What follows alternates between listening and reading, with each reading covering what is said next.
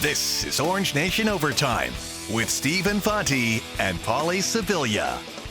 Welcome in Orange Nation Overtime, everyone. Alongside Paulie Scibilia, I'm Steve Infanti. We have made it to Thursday here, and we talked quite a bit early on in the show today about the new game day experience inside the Dome. Recently, Syracuse University announced all the changes coming to the quad. We talked about that with different food options and rock climbing and bull riding, live music, and a lot of stuff going on the quad.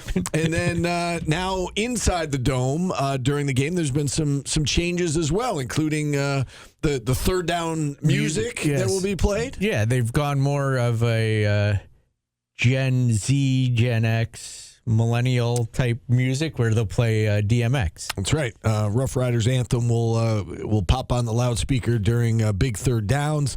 There's going to be an upgraded team entrance. They said that they're going to keep under wraps until the opener against New Hampshire. They want all fans in the seats for when the team runs out on the field. Third quarters will be dedicated to the students. This is the most important one, I think, is keeping the students involved. Yes. So there's going to be some student-focused entertainment. They're going to create specific giveaways and competitions involving students and faculty and staff during the third quarter. They're going to have special pricing for the concession stands right behind the student section. $2 hot dogs, $2 popcorn, $2 beverages. Again, how many times have we seen game goes to half? Even if the game's close, a lot of students up and leave. They're getting on with their day or getting on with their night, depending on when the game is. They want to keep the students invested and there and loud and part of the environment. Yeah, that is important. I agree. We had Dalton Wasserman on our show today. He's the co-host of the Preferred Walk-On College Football Show, along with Max Chadwick, who we've had on the show quite often as well. And we led off Dalton by asking for his thoughts on Syracuse and his expectations for Fran Brown heading into year 3. I don't expect them to win 10 games again like they did a couple years ago with Kyle McCord and that crew. There was a lot of NFL talent on that team, but I think there is still something to work with here. The secondary on the defensive side is really good, and Angeli on the offensive side at quarterback, he proved last year through 4 games he can be their guy. He's fundamentally sound. He really started to get in a groove, especially in that Clemson win before he got hurt. If you have a healthy Angeli and a solid quarterback situation for the entirety of the season, I think they can get back to a bowl game, but it's really going to depend on what he looks like. I do like the backup that they brought in, or the presumed backup, at least in Amari Odom from Kennesaw State. Different type of quarterback than Angeli, but he just won Conference USA with the Owls last year. So it should be a better quarterback situation than it was the last 2/3 of the season last year. But we need to see somebody produce at that position in order for the Orange to get back to a bowl game.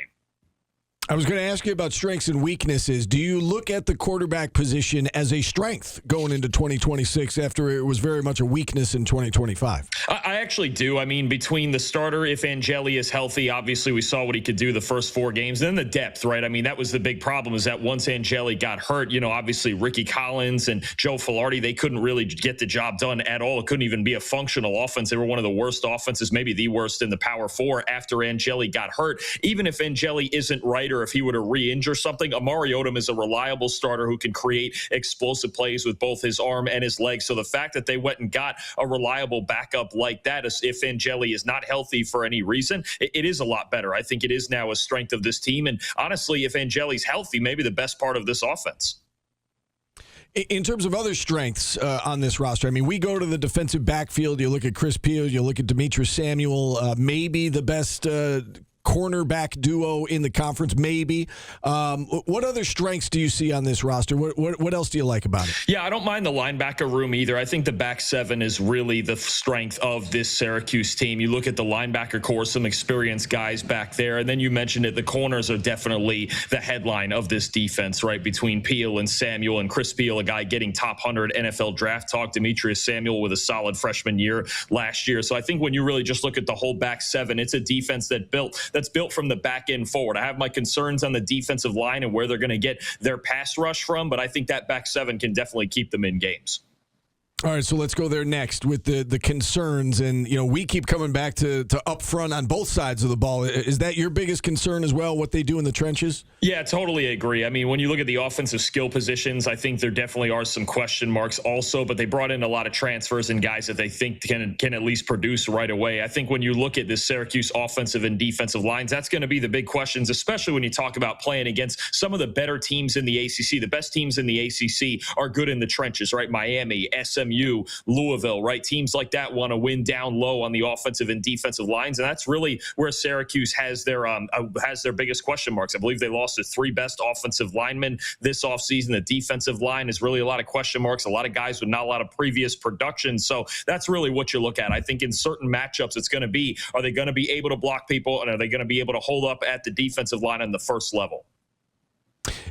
Dalton, we've had a few national guests on over the course of the last several weeks, and we've asked them about Steve Angeli, and I'm going to ask you the same question in terms of where does he rank for you in the pecking order of best quarterbacks in the ACC. And we've had several people say, 5th or 6th or, somewhere in that tier. Yet we're seeing all these preseason watch lists come out, and there's 4, 5, 6 quarterbacks from the ACC on these watch lists. Steve Angeli is not mentioned. Is that simply because, he only played 3.5 games last year, or do you think he falls outside of that top group of 5 or 6 quarterbacks in the league? I think you do have some more talented guys physically than Angeli, right? I think about Darian Mensah from Miami. I think about Jaron Chiave-Songapolatelli from Cal. You think about CJ Bailey at NC State, Kevin Jennings at SMU. I don't think he's in maybe the top 5 necessarily. The way he was playing last year obviously could put him in that category if he put a whole year together like that. But I think it's closer to middle of the pack. There's not a ton of depth at quarterback in the ACC. There's a lot of teams with some unproven guys or guys who haven't been starters before. I think about Louisville. I think about Georgia Tech. They have major questions at quarterback, at least going into the season. So I think Angeli's experience and the fact that we've seen him play functional football as a starter, even just for a little bit, I think puts him in the middle of the pack. If I counted it up, it's probably somewhere around 8th or 9th, maybe somewhere in there out of the 17th. There's some guys at the bottom I really don't trust, but I think he's solid. And I think if he proves he can do it for a whole season, he could produce like a top 5 or 6 guy. All right, the most important Syracuse question, and my last Syracuse question before we move on to bigger and better things here. Over-under has been set at 4.5. Do they go over that? And I'm going to take it one step further. Do they get to 6, which is what everybody around here wants to see? 6 wins, get back to the postseason. It's a tough schedule. This is the problem, too, is they've got a lot of tough games on their schedule. Notre Dame, again, a home game against Cal. I think they're going to be really good again. I think they're going to be possibly even better than they were last year. At Pitt, at Virginia, Louisville. Miami's not on the schedule, which is good. I'm for now going to say under 4.5. I think this is tough because you could get over that line, but I like them better than BC. At UConn, it was a tricky game last year, so I'm not going to just drop it in the bucket as a win. Carolina might be about even. I'm going to say under for now. I think there's a lot of tough games on there. There's certainly a chance they could get to probably 6-6, but there's a few games here. At Virginia's really tough. Notre Dame is tough. Louisville's going to be very good, especially if you have trench issues. So I'm going to go under that 4.5. I think I had them officially predicted at 4 and 8. Yeah, the schedule is tricky, and we talked about it that they, I guess they benefit, quote unquote, getting Louisville, SMU, Clemson at home, but that means that all the toss-up games are on the road. So, to your point, if it could go sideways, there's no doubt about that. All right, let's move on to the rest of the ACC. Everybody's picking Miami. In your mind, who is Miami's biggest threat in the ACC? Is it SMU? Is it Louisville? Do you like somebody else? I think at the end of the day, and it's funny because this game is so earlier in the year, it's probably the winner of the game SMU at Louisville in week 3. I think those two teams are on very equal footing, and whoever wins that game is going to have more of an inside track to the ACC title game. And, I think Miami's going to have to get over the hump either way, right? You talk about those are the two teams that beat Miami in the regular season last year, and they got out coached. Mario Cristobal kind of has to avoid that, that yearly thing that he has where it's like this 1 or 2 regular season games where probably shouldn't lose, but they kind of found a way to lose. So I think those two are about on equal ground. And if I was throwing a dark horse in there, I really like what Cal has going on offense too. Jaron Chiave-Songapolatelli at quarterback, the true sophomore. He is going to be a superstar. He might be the number 1 overall pick in the 2028 NFL draft. They really loaded up in the transfer portal. If they've got enough on defense, I think they're really a dark horse here. All right, you gave us a sleeper in the conference. How about a sleeper in the college football playoff format or in the national championship race? We saw Indiana kind of come out of nowhere and surprise everybody a year ago. Do you have a sleeper this year that you think might make a run nationally? So I think as far as the national title, that's a tougher one because I think there's 7 legitimate contenders, and then maybe even a couple more like an LSU or an Oklahoma you could convince yourself of. The playoff race is more interesting because I think with especially the way the Big 12 and the ACC are structured, you've got one heavy favorite in each conference in Miami and Texas Tech, and then you've got a really wide open race for second place. I mentioned Cal and the ACC as one. I think Oklahoma State, they have a ton of talent with all those guys coming with Eric Morris in from North Texas, Drew Mestemaker at quarterback, Caleb Hawkins at running back, Wyatt Young at wide receiver. They've got some serious offensive firepower, and I think they're structured kind of the same way as Cal, where if their offense is great and their defense ends up being average, they can sneak their way into a Big 12 title game, and once you get there, you're playing one football game for that right to be in the playoffs. So I think Oklahoma State is a very real sleeper in the Big 12 with all the talent they have. I think they're the most improved roster in the country. How about a Heisman pick this year? Who do you like? Oh, man, we're doing our you're getting it a little early because we're doing our official award predictions later today. Meet myself and Max Chadwick on our show. But I'm going to go with my guy. I'm going to go with Julian Sayin from Ohio State. He had such a good year last year, 3rd in the Heisman race last year. If he would have won the Indiana game, he would have won the Heisman Trophy already over Fernando Mendoza. He's so good. I know the NFL draft scouts are down on him. He's not the biggest guy. He's not the most athletic guy, but he's the most accurate QB in the country. He's got a loaded receiving core headlined by the best football player in the country in Jeremiah Smith, and I think he's going to be even better this year. Julian Sayin, to me, is an outstanding football player. Underrate him if you want in the NFL draft circles. That's a different conversation, but as a college quarterback, he's unbelievable, and Ohio State's in for another big year. I appreciate you giving us a sneak peek of your predictions. I'm going to ask you for one more prediction. That's a national championship prediction. Who do you got meeting in the title game, and who do you got winning? I'll be honest. I just finalized this about 15 minutes ago, so you guys are in for a treat here. My final 2 I have standing. I have the Big Ten dominance continuing for a 4th straight year. I've got Ohio State and Oregon squaring off in the national title game, and I'm picking Ohio State over Oregon to win their 2nd title in 3 years, led by Sayin and Jeremiah Smith. All right. And then last one, you mentioned college football gets underway this weekend, and it does.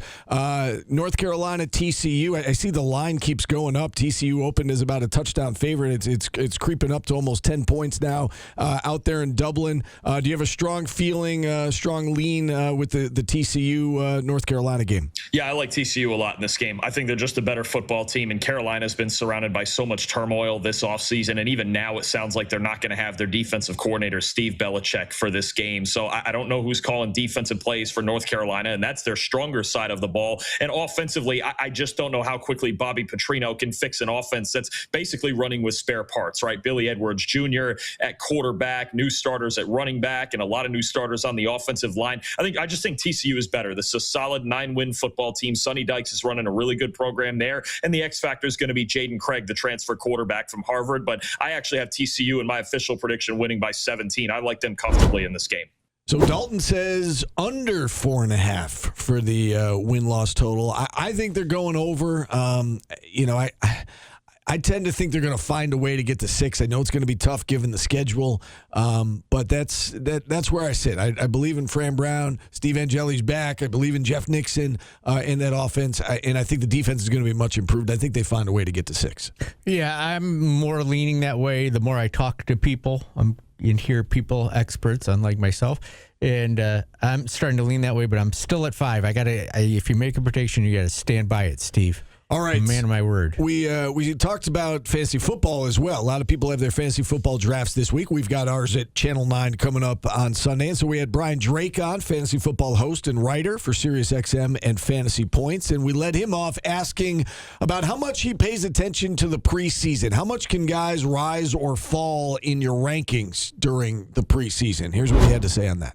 the preseason doesn't really mean as much anymore. Coaches really take more stock in the joint practices, and that's where they see ones against ones, good versus good on these two teams. The games are almost meaningless. They're kind of just for the depth players. But I tell you, I can give you a little New York flavor here. The player I think that's risen up the draft boards the most with his health and his showing in camp is Malik Neighbors of the New York Giants. This was a guy who, with his injury, was going in like the fourth round of some drafts, the best ball drafts going on over the winter and the early spring.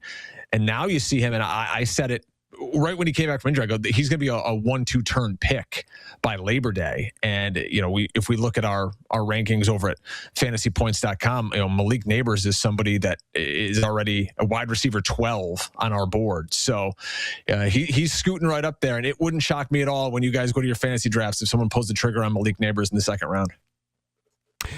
Can I ask you about the Raiders backfield? Sure. There's a local product by the name of Mike Washington Jr., went to CNS here locally, who is, the backup there. And we saw what happened with Ashton Genty, went down with an injury. It sounds like the team is saying that he avoided serious injury, that it's just an ankle sprain, but his status is up in the air for the opener.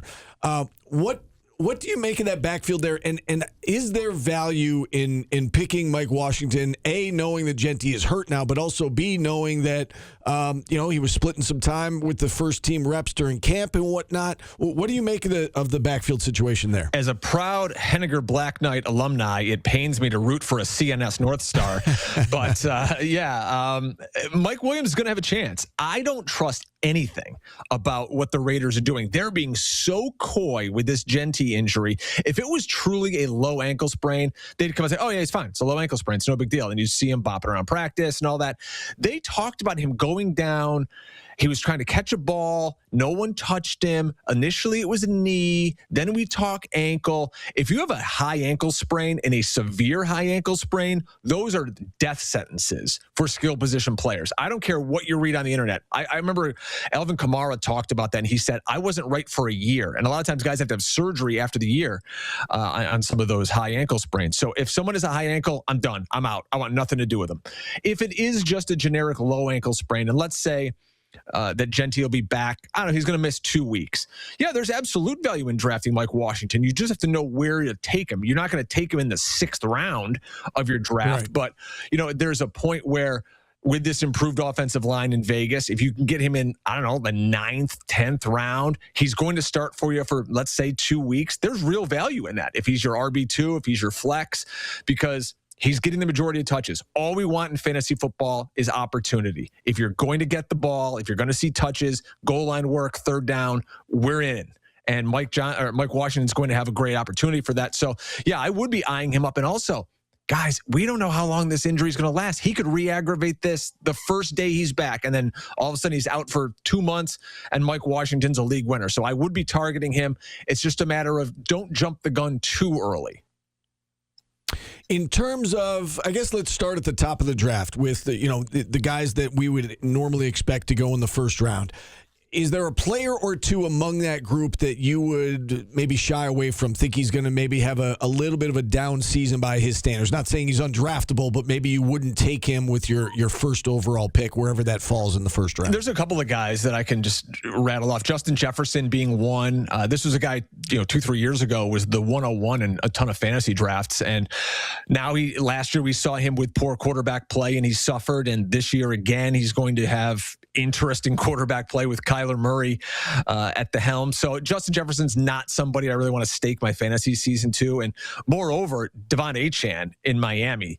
Now, last year, he was a top 5 running back, and we know how explosive he can be, but a lot of that came in the passing game. Now he's playing with Malik Willis, who, by the way, you should always draft at the end of your drafts because of the upside there is so great, because he runs.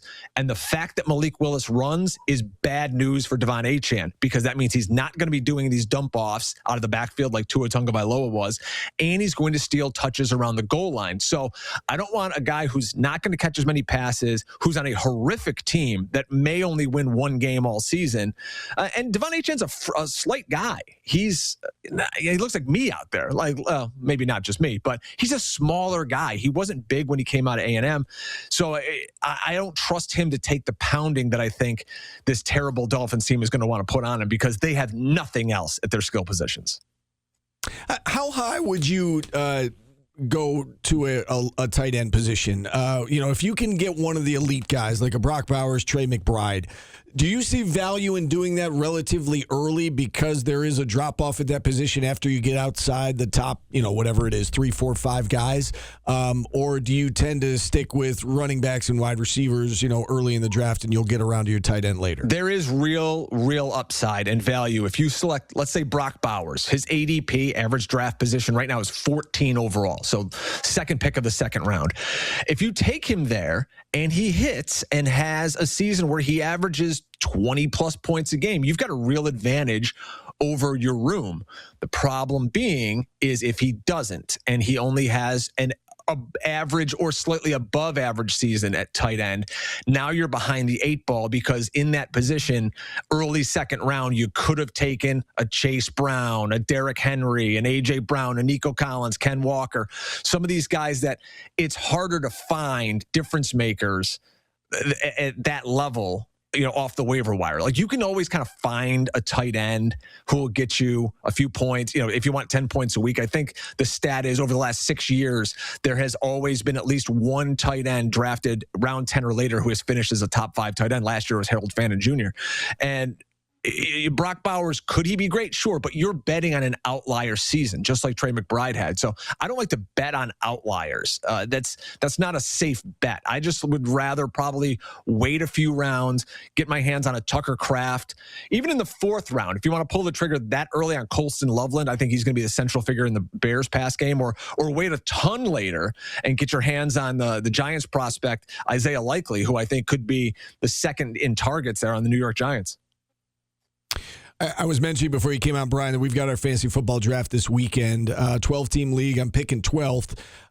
So, when you do those snake drafts, you get the double pick, but then it's a while before it comes back to you. So I'm going to have to wait on a position, right? I can't have everybody with those first 2 picks.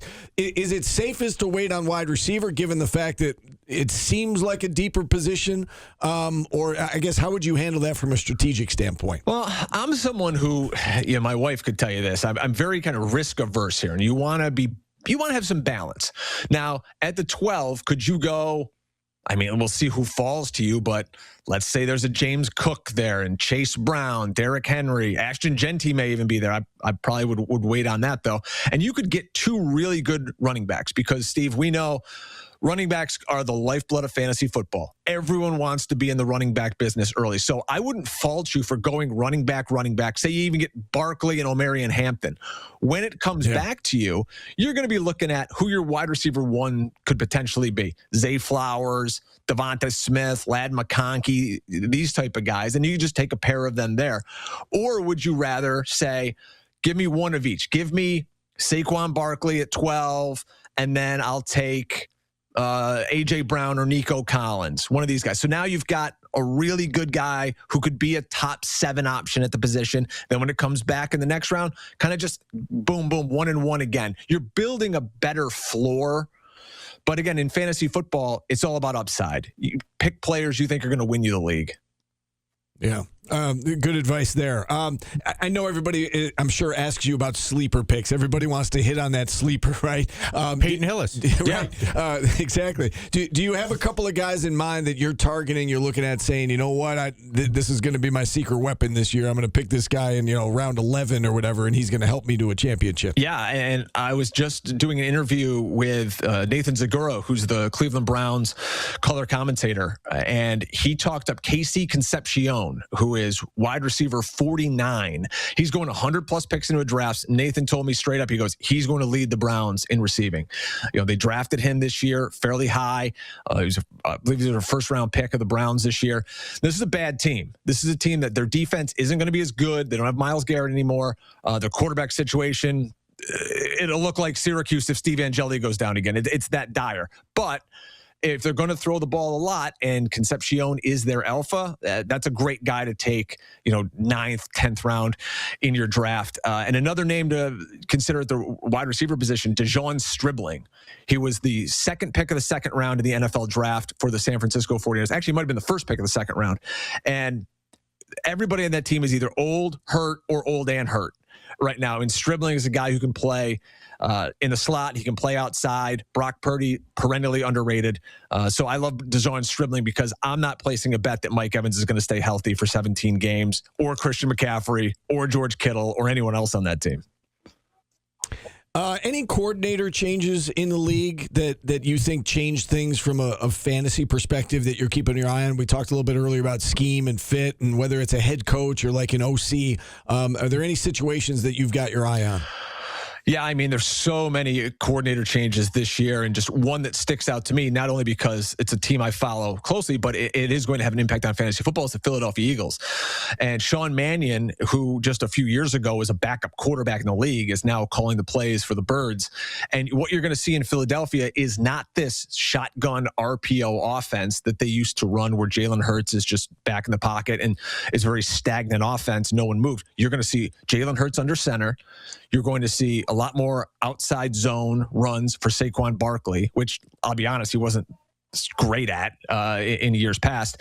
And you're also going to see a lot more motion and throws over the middle of the field, something Hurts hasn't done a ton of. So if the Eagles can take to that offense and throw the ball over the middle of the field, I think Hurts can have a huge season. Dallas Goedert is very underrated. And Devontae Smith has the chance to elevate himself into that upper echelon of wide receiver.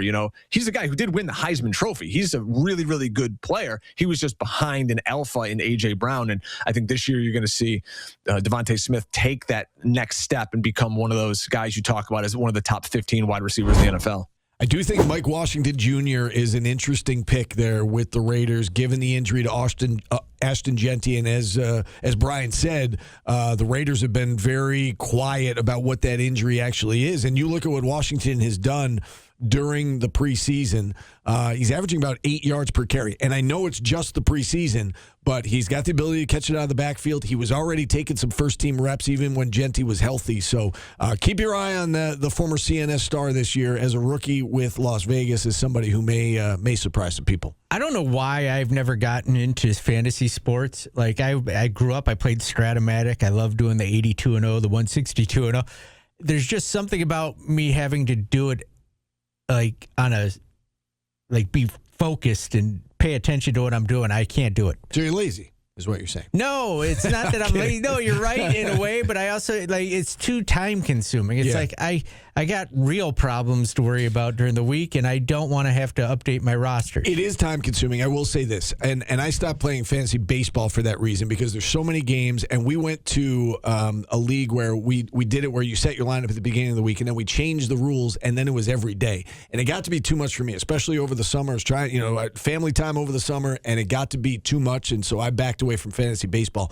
I do like fantasy football in that it is, the games are later in the week, and I do think it helps with my job. It helps me stay focused on, knowing the players, knowing the teams, knowing what's going on. I'm a little bit more in tune to it. Like with the first game on Thursdays now, I have to know by Wednesday what I got to do, and then I got the coaches show on Thursday, and I got to worry about that. Yeah, and, I get too it. much going on. I get it. You're busy. Vast responsibilities. Yes. We missed you yesterday. What national days? Besides my half-birthday. So today after the show, if I just come up and punch you in the stomach, it's because it's National Just Because Day. Oh, okay. All right. So you can't be mad at me if I just punch you in the gut. With all due respect. And then hey, it's National Just Because Day. Poof. And then National Peach Day. Okay. And finally, National Pots de Creme Day. I don't know what that is. It looks like a chocolate souffle of some sort. Delicious custard dessert. Collect your ramekins and you make it in a ramekin. Is custard not a texture you like? I don't like custard. Yeah. Even if it's chocolate? It's better if it's chocolate, but if it's white and creamy, no Yeah, thanks. Brown and creamy? Okay. All right. There you go. So that's what it was. Okay. We are out of time. It's good to have you back. We missed you yesterday on the show. For Paulie, I'm Steve. Thanks for listening. Thanks for watching. We'll do it again tomorrow. Happy half birthday, Steve. Thank you, Paulie. I appreciate it.